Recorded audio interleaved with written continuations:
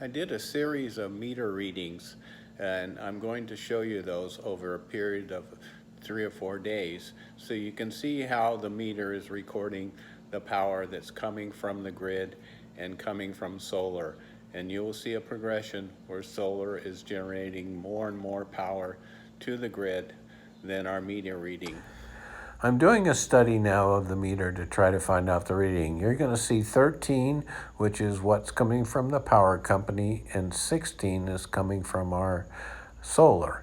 And you'll see an arrow up to the right side that's pointing towards the code, which means that we're actually getting power from solar at 73 and getting power from the grid at 39. That was left over. The next day, our power from the grid was 49, and you will see our power from solar has jumped up to 86.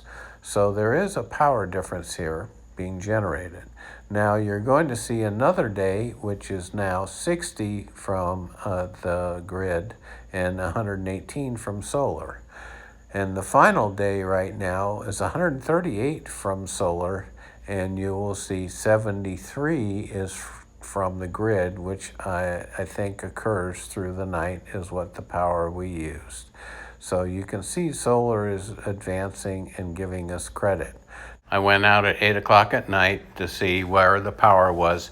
It's showing 74 kilowatts, and the arrow in the upper right-hand corner is pointing to the right, which shows that's coming from the grid, not solar.